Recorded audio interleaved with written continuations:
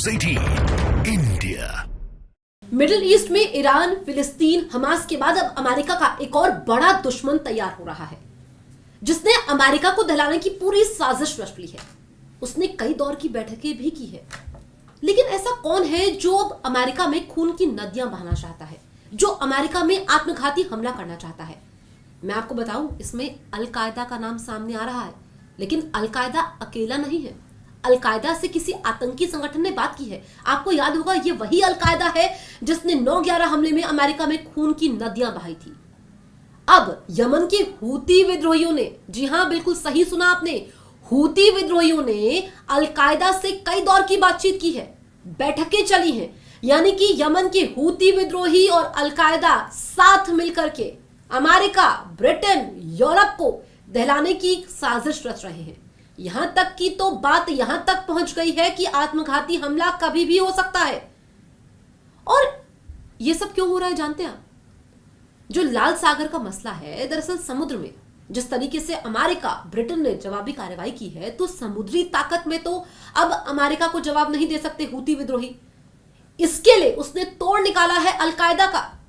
और अल-कायदा जिसने पहले भी अमेरिका को जख्म दिए हैं, ऐसे जख्म जिसकी भरपाई अमेरिका नहीं कर सकता, और अब उसने हूती विद्रोहियों के साथ मिलकर के, ये दोनों तरफ से है, क्योंकि यमन में जिस तरीके से यमन का आतंकी संगठन है हूती विद्रोही, यमन में अपनी उपस्थिति अल-कायदा दर्ज करना चाहता है, और हूती विद्रोहियों को अल-कायदा का साथ मिल गया है, जिससे अमेरिका जो लाल सागर में कार्रवाई कर रहा है, कम से कम समुद्र में तो नहीं तो ऐसा एक आत्मघाती दस्ता तैयार हो गया है जो अमेरिका को दलाएगा, उसके साथ साथ ब्रिटेन को भी, और पूरे यूरोप में इस वक्त संकट के बादल हैं।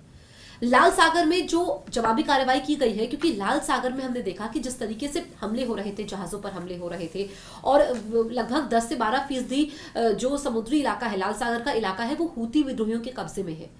ऐसे में उस इलाके में, वहां पर जो बंदरगाह है, वहां पर कई दौर की बैठक होती है।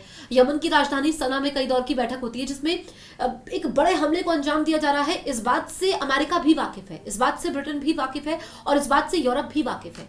ऐसे में ये खतरे की घंटी है। और लाल सागर का जो पूरा इलाका है, क्योंकि अपने हितों को साधने के लिए, जब से ये खबर सामने आई कि लाल सागर में जिस तरीके से मुकाबला हो रहा है, चाहे हम बात करें भारत की, हम बात करें फ्रांस की, हम बात करें चीन की, इन देशों ने भी अपने अपने युद्धपोत तैनात कर दिए हैं लाल सागर में।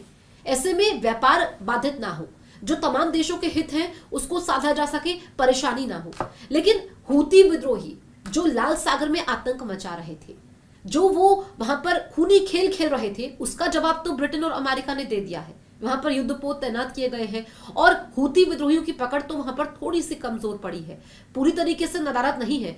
लेकिन अब आप ये समझिए कि अल-कायदा के साथ मिलना, अल-कायदा का भी हूती विद्रोहियों को साथ देना, और जो मौलवी जो कि समर्थक माने जाते हैं हूती विद्रोहियों के, वो मौलवी भी इस बैठक में शामिल हैं। तो अल-कायदा क्या करने वाला है?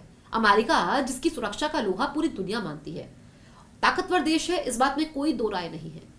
अमेरिका की सेना की अगर हम बात करें, लेकिन अब इस बात का तोड़ क्या अमेरिका निकालेगा, या फिर ये जो हूती विद्रोही और अल-कायदा साथ में आए हैं, इससे क्या अमेरिका दहलेगा, या फिर कोई बीच का रास्ता निकाला जाएगा?